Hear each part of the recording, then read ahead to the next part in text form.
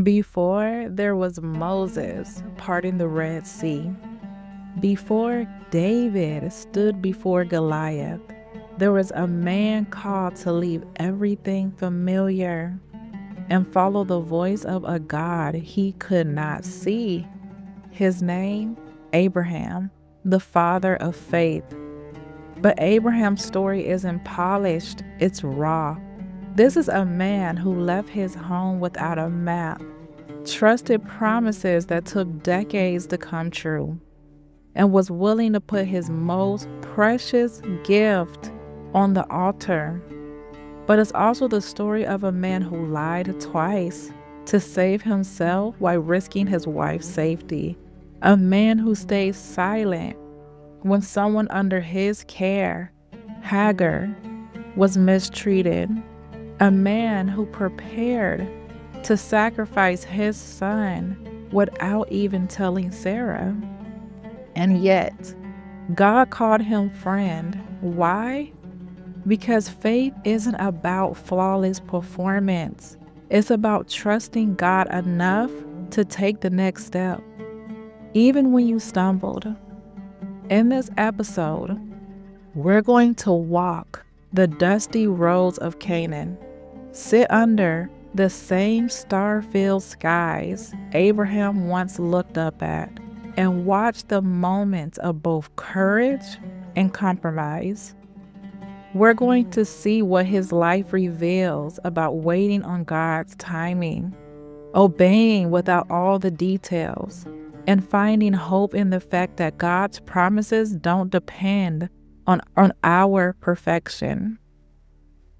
By the end, you'll see why Abraham's journey is more than ancient history. It's a mirror for anyone learning to follow God when the path ahead is uncertain.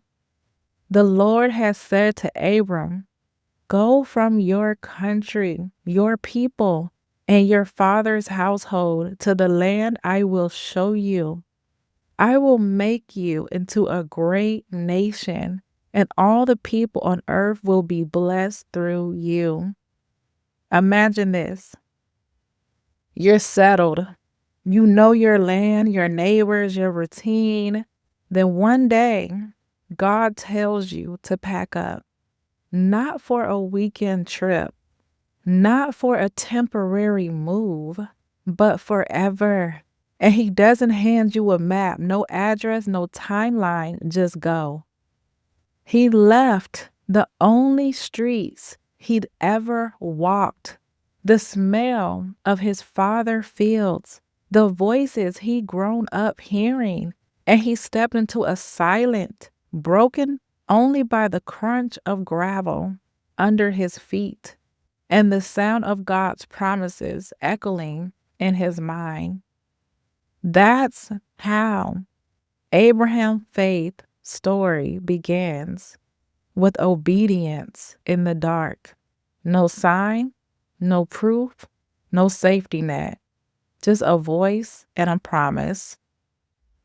This is where many of us get stuck. We want the promise, but we also want the blueprint.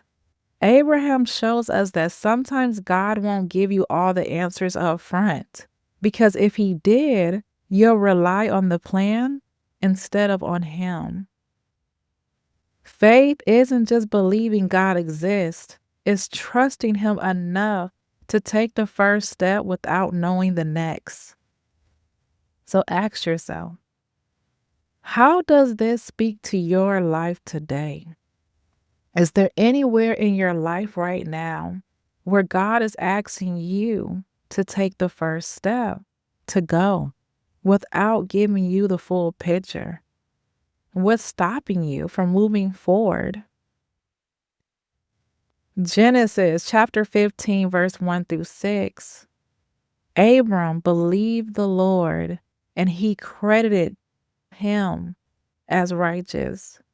Before Abraham ever proved himself faithful, before he ever passed the test with Isaac, before he even fully understood who God was, God made him a promise.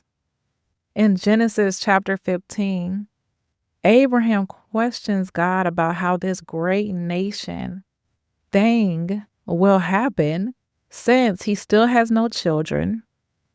Instead of rebuking him for asking, God takes him outside and says, "Look up at the sky and count the stars. If indeed you can count them, so shall your offspring be." Then something shocking happens. God initiates a covenant, a binding agreement, but it is one-sided. Normally, in the ancient world, both parties will walk through the pieces of a sacrificed animal to seal the deal. But here, God causes Abraham to fall into a deep sleep, and God alone passes through.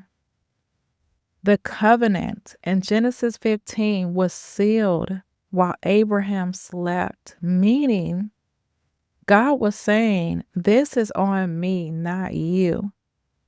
The message, God was saying, "I'm taking the full weight of this promise. Your failures won't void my plan. I will see it through." Then later in Genesis 18, Abraham boldly asks God again and again if he will spare Sodom if 50, 45, 40, 30, 20, or even 10 righteous people are found there. And God listens every time. That shows that God is not intimidated by your questions. He invites them when they come from a place of compassion and a desire to understand his heart. In that same chapter, God appears to Abraham near the great trees of Mamre. Abraham runs to him, bows low, and hurries to prepare a meal. It's such a simple scene. No fire from heaven, no split seas, but it reveals Abraham's deep respect for God's presence. Reverence isn't just in the big moments, it's in how quickly we respond to him in the small ones. Why this matters today? God's promises to you are based on his faithfulness, not your perfection. God welcomes honest questions. They can draw you deeper into his heart. Reverence for God is shown in response time, how quickly you move when he shows up. In Abraham's culture, offering hospitality quickly was a sacred duty. So his running to feed the visitors shows culture honor and spiritual reverence. So ask yourself, do you believe that God's promises in your life depend more on his power than on your performance? Are there questions you've been afraid to ask him? And could they actually lead to a deeper relationship? And when God shows up in your day, how quickly do you respond?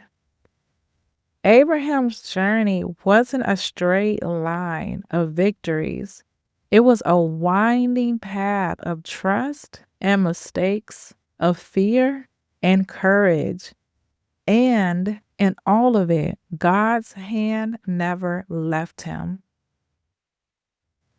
So twice lying about Sarah. Genesis chapter 12, verse 10 through 20, and Genesis chapter 20, verse 1 through 18. Twice in his life, Abraham's fear for his own safety led him to risk Sarah's.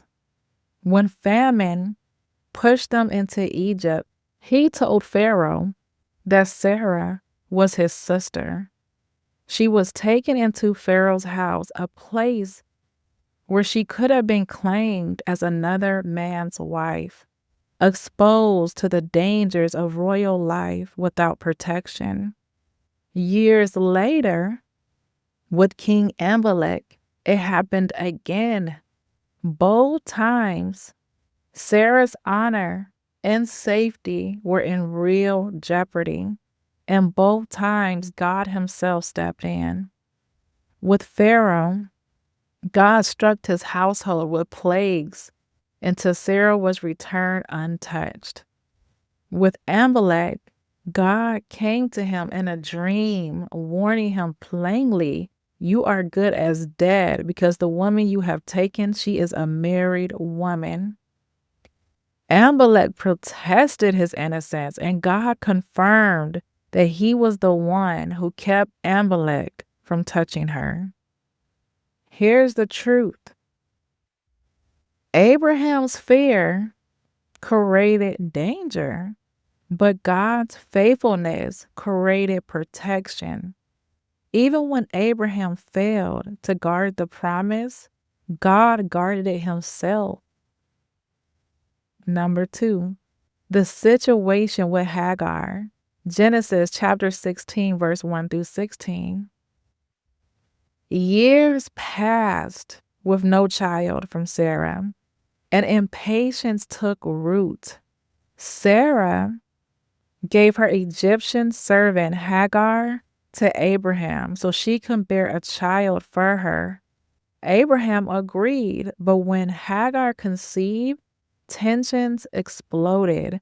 Sarah mistreated her so severely that Hagar fled, a pregnant, vulnerable woman, alone in the darkness. It's here that something remarkable happened. The angel of the Lord, a divine appearance of God Himself, finds Hagar by a spring in the desert. Not only does He speak to her, but He calls her by name. This is the first recorded moment in Scripture where an angel addresses a woman directly, and she's not an Israelite. She's Egyptian, a Gentile, a servant. God tells her to return, but He also gives her a promise. "I will increase your descendants so much that they will be too numerous to count." He names her son Ishmael. God hears, because He had heard her misery. Maybe you feel like her, running from a situation you didn't choose, carrying a weight you never asked for. If God met Hagar there, He can meet you right where you collapsed. Here's the truth: Abraham and Sarah's impatience created conflict, but God's compassion met Hagar in her exile. He saw her, valued her, and wove blessing into her life of her son. Number 3, the willingness to sacrifice Isaac. Genesis chapter 22, verse 1 through 19. Then comes one of the most heart-wrenching moments in Scripture. God tells Abraham to take his son, the son of promise He waited 25 years for, and offer him as a burnt offering. Abraham doesn't delay. He rises early, takes Isaac, and head towards the mountain, and he doesn't tell Sarah. Why? Because his loyalty to God came first. He knew that if he told her, she might try to stop him, and he couldn't risk disobeying the voice of the one who gave him Isaac.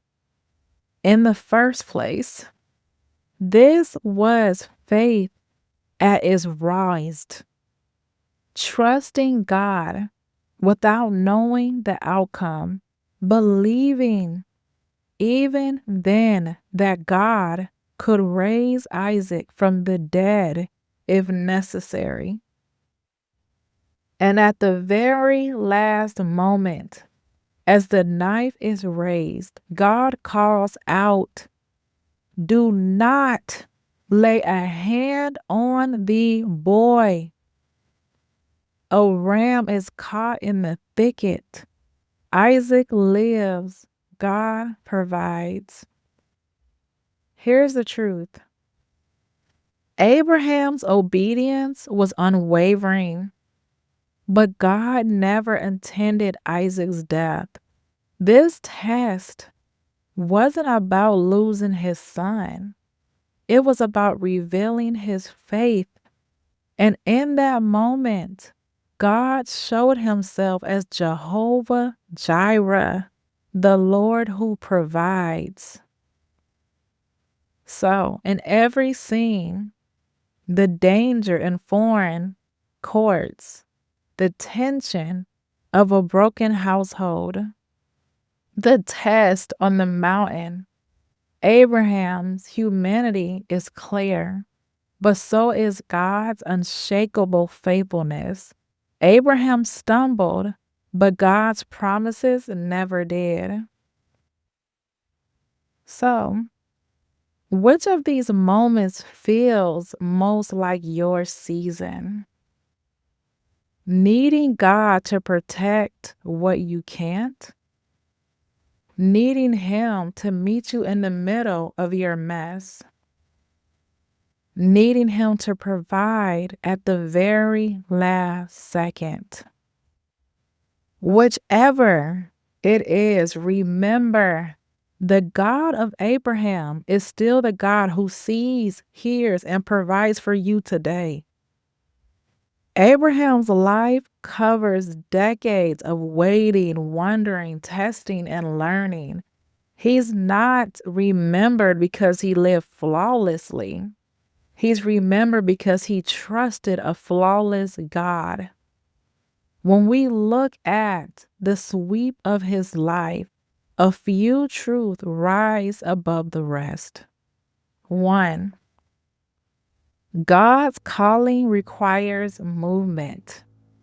Abraham left his homeland without knowing the destination. Faith starts when you move, even if you can't yet see the finish line. Number 2, God's promises are bigger than your failures. From lying about Sarah to agreeing to Sarah's plan with Hagar, Abraham made real mistakes, but God never tore up the covenant. The promise remained because it was anchored in God's character, not Abraham's perfection. Number 3, God meets people in the wilderness. Whether it was Abraham under the stars, Hagar by the spring, or Isaac on the mountain, God shows up in lonely, impossible places. Even if you feel isolated or forgotten, you are not beyond His reach. Number 4, faith grows in the waiting. It took 25 years for the promise of Isaac to come to pass. Every year was a reminder that God's timeline is not ours. But when the promise comes, it's always right on time. Number 5, obedience opens the door to provision. On Mount Moriah, Abraham obeyed without hesitation. And in that moment of surrender, he discovered God as Jehovah Jireh, the Lord who provides. Abraham's story is not just about one man. It's the root of a promise that reaches all the way to us. Galatians chapter 3 verse 29 says, if you belong to Christ, then you are Abraham's seed and heirs according to the promise. That means the same God who called, carried, corrected, and blessed Abraham is the God who will do the same for you.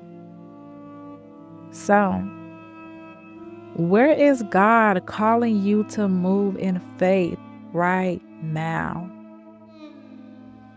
What promise have you given up on because the wait feels too long? And are you willing to believe that God can still fulfill it, even if you made mistakes along the way? The God who called Abraham still keeps his promises, and he hasn't forgotten yours.